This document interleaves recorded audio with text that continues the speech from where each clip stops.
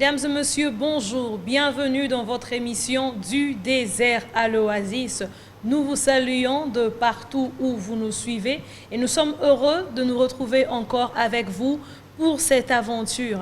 Ensemble, nous parlons de la guérison des traumatismes. Rappelez-vous, nous avons eu à préciser que le traumatisme, c'est une plaie, une blessure profonde dans l'âme et cela emmène plusieurs conséquences mais a aussi différentes causes. Nous en avons parlé avec divers intervenants qui œuvrent bien sûr dans ce domaine dans le cadre professionnel mais aussi dans le cadre médical. Aujourd'hui, nous parlons d'un phénomène qui cause aussi des traumatismes dans la vie des humains mais aussi qui peut être issu du traumatisme. Il s'agit de la mort. Oui, la mort, puisque la mort, après qu'elle soit passée, qu'elle soit venue, qu'elle soit arrivée dans une famille ou dans la vie d'un proche, elle laisse des conséquences. Et parfois, ces conséquences peuvent entraîner au traumatisme. Je suis sur ce plateau avec l'évangéliste Léonard Kiswangi. Évangéliste, bonjour. Bonjour, Madame Jemima. Quel privilège d'être encore ensemble dans cette émission. C'est aussi une joie pour moi. Et vraiment une grande joie, n'est-ce pas? Bien sûr. C'est aussi une joie pour moi et j'estime que même les téléspectateurs sont aussi contents de vous revoir. Alors, nous parlons, comme nous l'avons dit, de la mort, évangéliste. Comment est-ce que vous pouvez définir la mort et quelles sont ses conséquences dans la vie de ceux qui restent bien sûr en vie, de ceux qui ont perdu leurs proches? Mais merci, Madame Jemima. Et pour ceux qui nous écoutent et qui nous suivent peut-être pour la première fois, il serait peut-être bien pour vous de savoir que nous avons cette émission dans le cadre d'un long voyage que nous avons commencé avec vous. Vous en doutez, un voyage qui consiste à nous amener dans une transformation d'état des choses, dans une transformation qui nous amènerait de notre moment appelé désert, de notre moment appelé moment de la souffrance, de la peine, de désespoir, pour arriver à un moment où on trouve la solution, on trouve l'issue à son problème, et appelé oasis. C'est donc dans ce cadre-là de cette transformation que nous voyons plusieurs sujets qui peuvent provoquer le désert. Peut-être que nous le savons, peut-être que nous ne le savions pas, que le Seigneur nous aide à nous édifier ensemble au travers de ces quelques éléments. Et encore une fois, pour vous donner un tout petit peu aussi un pas en arrière, le contexte, nous avons parlé, n'est-ce pas, de guérison. C'est pourquoi nous parlons de traumatisme. Parce que être transformé à l'image de Dieu, à la ressemblance de Christ, nous fait rappeler notre acronyme image, être inspiré de Dieu, et quand on a la transformation, on doit la multiplier autour de soi, et quand on se multiplie, on doit s'assister mutuellement, et quand on s'assiste, on est dans un monde plein d'anxiété, d'où il y aura des maladies, et il y a des maladies qui peuvent être guéries à l'hôpital, et il y en a qui peuvent être aidées autrement qu'à l'hôpital, d'où notre rôle de nous entraider à cette guérison et la guérison des traumatismes. Pour parler de traumatisme, nous avons dit qu'il y a la souffrance qui attaque l'âme. Voilà pourquoi nous avons même parlé, n'est-ce pas, de la blessure de l'âme. Et cette blessure de l'âme, nous avons dit, Madame Jemima, vous en souviendrez, qu'elle peut être causée justement par un état brusque, une situation, un phénomène brusque qui arrive dans la vie d'un homme, de l'individu, tout court, de la victime.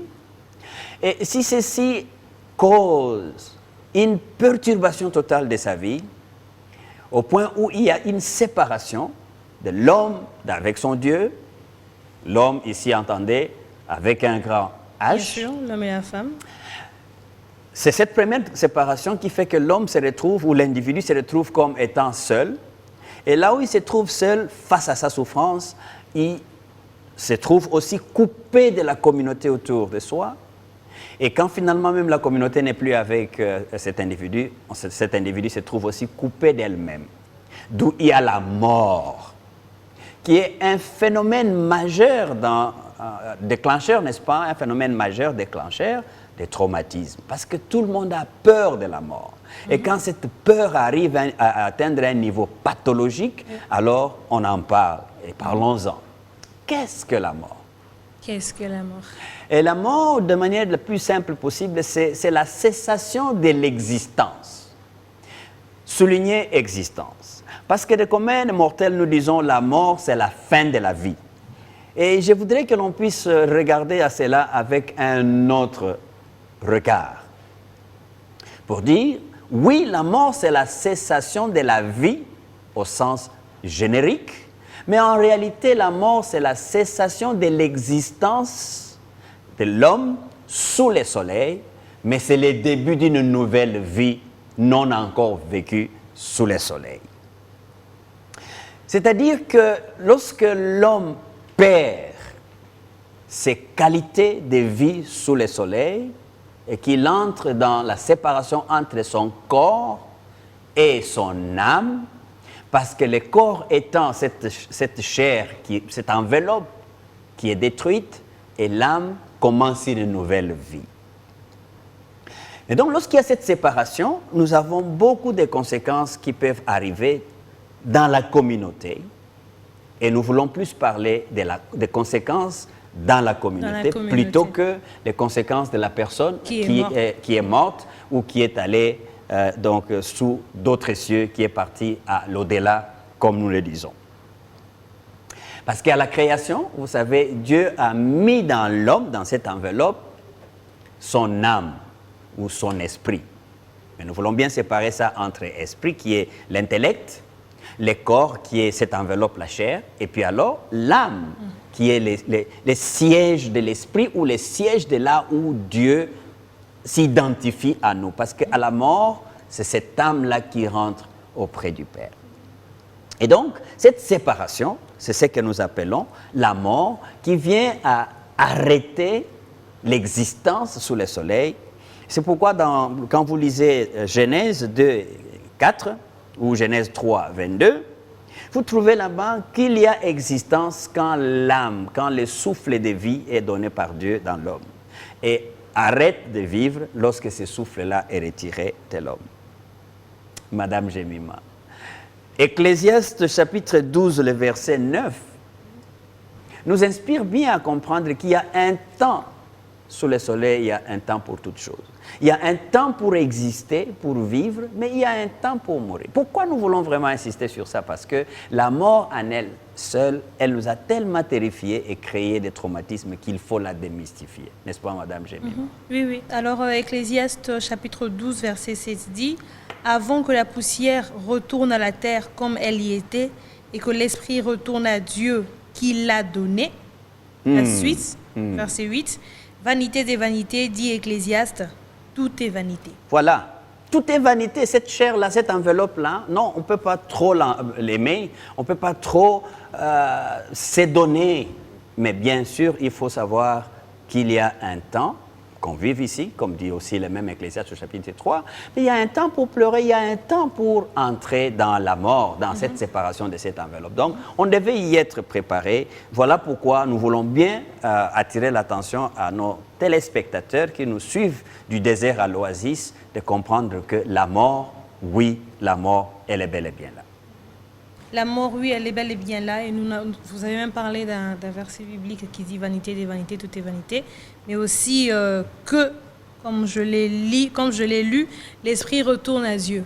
Alors, j'aimerais savoir, que dit la Bible au sujet de la mort? Puisque c'est malheureusement, ou bon, c'est un fait dont nous ne savons pas nous séparer, dont nous ne savons pas nous défaire. Elle nous arrive. Elle arrive à ceux qui craignent Dieu, à ceux qui ne craignent pas Dieu, à ceux qui marchent dans la sanctification, à ceux qui ne marchent pas dans la sanctification. Elle arrive à tout le monde. Elle arrive à tout le monde. Et pour la plupart des cas, comme vous le dites, la communauté qui reste après, parfois reste au désarroi. Et ça arrive même que plusieurs se demandent, Dieu ne connaissait pas telle personne. Pourquoi est-ce que Dieu permet ça? Pourquoi est-ce que Dieu a fait ça? Alors, que dit la Bible par rapport à la mort? Madame Jemima, vous pouvez, parce que vous voulez savoir, est-ce que la Bible parle de ce sujet qui est la mort? Regardez avec moi Apocalypse. Apocalypse. Au chapitre 14, le verset 13. Apocalypse, chapitre 14, verset 13, je lis au nom de Jésus. « Et j'entendis du ciel une voix qui disait, « Écris, heureux dès à présent les morts qui meurent dans le Seigneur. Oui, dit l'Esprit, afin qu'ils se reposent de leurs travaux, car leurs œuvres les suivent. Mais c'est formidable, c'est justement là où je dis que la Bible parle de la mort, mais pas comme un élément qui nous terrifie, justement. C'est pour cette raison qu'en Apocalypse, quand Jean, sur l'île de Patmos, reçoit ce qu'il nous communique, il dit que mourir dans le Seigneur n'est pas nécessairement devenir martyr. Comme disent certaines religions, il faut faire du mal, comme ça vous mourrez et vous allez droit au ciel. Non, ce n'est pas de ça qu'il est question. Mais aussi, certaines religions pensent que quand on meurt, ça n'est fini, et donc il n'y a plus rien qui existe. Non, là aussi nous disons non, parce que nous croyons que, selon Apocalypse, ceux qui meurent tout en étant dans le Seigneur, tout en ayant la foi en Jésus-Christ, c'est lui qui est venu pour nous donner la vie et nous donner la vie en abondance, ceux-là, certainement, ils profitent. Déjà aujourd'hui, ils profitent parce qu'ils sont heureux de savoir qu'à leur mort, c'est l'existence physique sous le soleil qui s'arrête, mais la vie commence. Quelle est la vie qui commence? C'est la vie éternelle qui commence. C'est pourquoi même Paul a eu raison de dire que pour lui, c'est un gain de mourir plutôt que de vivre.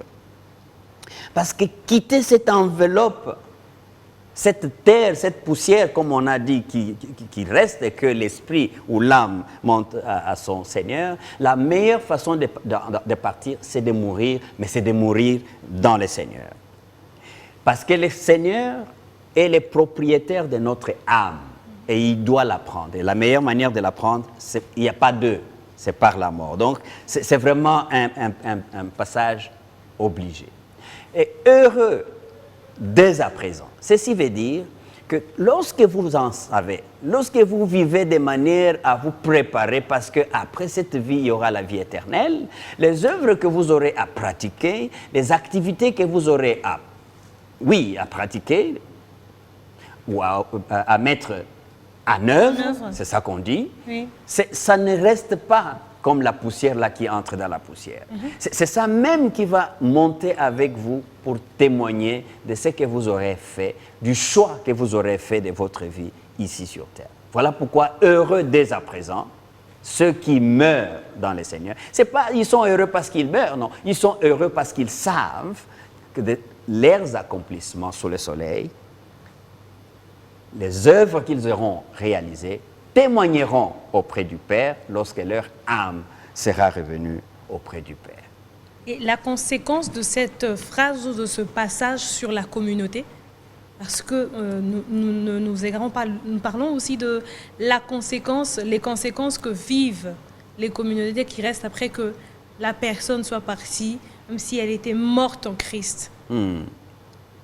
La conséquence logique est que d'abord, l'on ne verra plus la mort comme étant la fin fatale de la vie.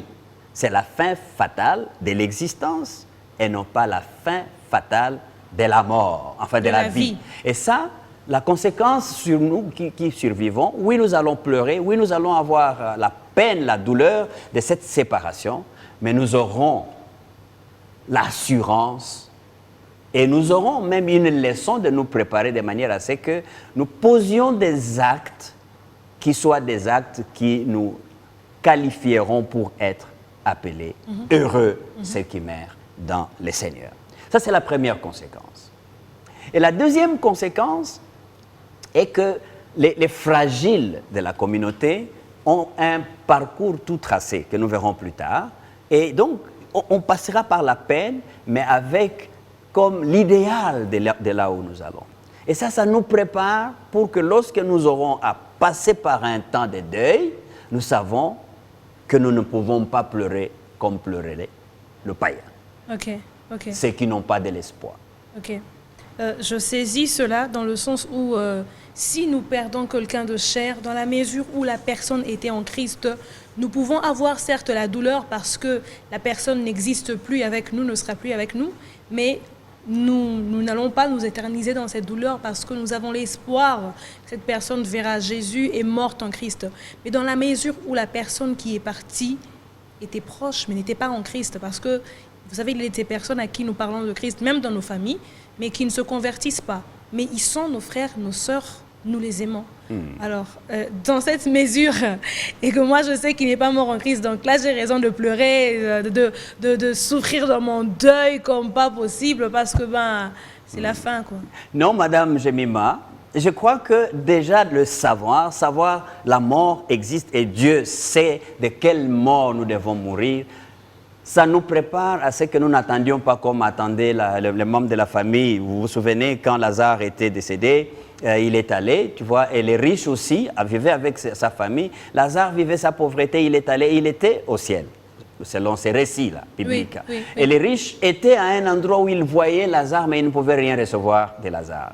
Et quand, si vous voulez bien, pour que je coupe cette histoire cette péricope un peu plus court, à la fin, dans cette histoire, on nous raconte que quand les riches pleuraient, ils avaient même tendance à dire, écoutez, vous qui êtes encore restés là, allez-y dire à ma famille de ne plus faire ce que j'ai fait. Vous voyez?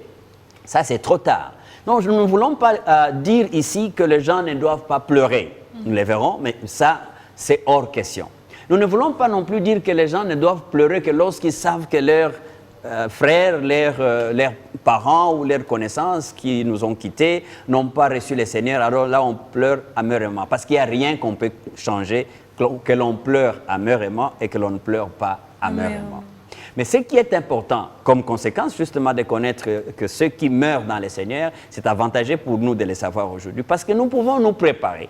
Quand nous savons que ceux-là sont partis et ils ne reviendront plus jamais vers nous pour être sauvés à nouveau, nous vivons en conséquence, parce que, comme David, dans un des textes bibliques, David avait un garçon, et lorsque le garçon était malade, il a souffert, il a gêné, il a refusé de manger, il était triste, il a fait son deuil, si vous voulez bien. Mais quand l'enfant était décédé, il a dit, mais c'est fini. Dieu maintenant a pris, il n'y a plus rien que je peux faire, j'arrête le deuil. Vous voyez, ce n'est pas que David n'avait pas de la douleur, il avait toujours de la douleur, mais il savait que l'irréparable, selon l'existence sous le soleil, est arrivé. Donc nous verrons si oui ou non, de quelle manière il faut faire son deuil, de quelle manière il faut pleurer, mais nous disons que nous sommes heureux lorsque nous savons que celui qui nous quitte, nous aurons de la peine, mais cette peine, des fois, est transformée en célébration. Voilà pourquoi quelqu'un vous dirait, notre membre de famille là qui est parti, en tout cas pour nous, c'est la fête. En tout cas pour nous, c'est la célébration parce qu'il a vécu ces jours sous le soleil de la manière, humainement parlant, qui convenait à être appelé mort dans le Seigneur. Ok, merci à vous, évangéliste. Donc, comme nous avons parlé de la mort, fidèles téléspectateurs, puisque la mort aussi, la perte d'un être cher, crée à la longue dans certaines personnes des traumatismes, des blessures qui ont du mal à être guéries. Et nous avons dit ici que nous devons savoir que lorsque il y a un mort en Christ, quelqu'un qui est mort en Christ, cela doit être une joie parce que ses œuvres vont le suivre. Et donc même quand nous faisons notre deuil, nous pleurons certes, mais pleurons aussi de manière modérée pour ne pas parvenir jusqu'à des blessures, jusqu'à des traumatismes qui vont même nous déranger et même peut-être nous éloigner de Dieu. Dans les prochaines émissions, nous parlerons de comment faire son deuil. Oui, parce qu'il faut aussi que nous sachions comment faire notre deuil pour ne pas tomber dans le traumatisme, pour ne pas souffrir encore nous-mêmes et faire souffrir la communauté. Je vais demander à l'évangéliste de prier pour la fin de cette émission, de tous ceux qui nous suivent. Il y a certes des personnes qui ont perdu des êtres chers, qui jusqu'à aujourd'hui, peut-être des jours, des semaines, des mois après, continuent à faire leur deuil, continuent à souffrir de manière à ce que Dieu les aide en ce moment, c'est que Dieu touche leur cœur afin qu'ils puissent guérir, mais aussi que cette émission, par la grâce de Dieu, puisse les aider aussi à sortir de leurs blessures. Nous allons prier, mais sachez, 1 Jean, chapitre 5, versets 11 et 12, nous donne cette assurance que je vous appelle à rechercher et à avoir. Vous qui êtes en train de vous poser des questions au sujet de la mort. Il y a la mort, mais surtout, il y a la vie. Il y a la vie aujourd'hui et il y a la vie après aujourd'hui. Celui qui a le Fils a la vie. Celui qui n'a pas le Fils de Dieu n'a pas la vie. Donc il est déjà mort même quand vous le voyez se promener. Je vous appelle à chercher la vie et non pas à craindre la mort. Prions le Seigneur. Éternel, Dieu Tout-Puissant, nous te sommes très reconnaissants de ce que tu nous aies conduit à parler d'un sujet aussi sensible, mais ô combien important pour notre vie ici-bas, mais aussi pour nous préparer à avoir cette vie éternelle que tu as dans ton Fils Jésus-Christ. Nous t'en supplions, Seigneur, pour ceux qui ont perdu leurs êtres chers par la mort, que cela soit une mort ordinaire, comme quiconque l'appellerait, ou une mort accidentelle. Seigneur, les uns et les autres, nous les appelons à ton attention et à ton amour, à ta compassion. Donne la force et l'énergie et surtout, donne, ô notre Dieu, l'intelligence d'en haut pour que ceux qui pleurent, pleurent sachant que leur mort devait être des morts dans les Seigneurs. Et que nous qui sommes restés vivants dans ces familles éplorées, que nous puissions aussi nous préparer à ce que lorsque notre tour, qui est un passage obligé, arriverait, que nous puissions être comptés parmi ceux qui meurent comme heureux, au nom puissant de notre Seigneur et Sauveur Jésus-Christ. Amen. Amen, amen. Merci évangéliste, merci à vous de nous avoir suivis, fidèles téléspectateurs. Si vous avez des questions, n'hésitez pas de nous écrire ou de nous appeler au travers du numéro qui s'affiche au bas de l'écran. Suivez-nous aussi sur notre chaîne YouTube African Enterprise RDC. Restez branchés sur B1 Télévision et que notre Dieu vous bénisse.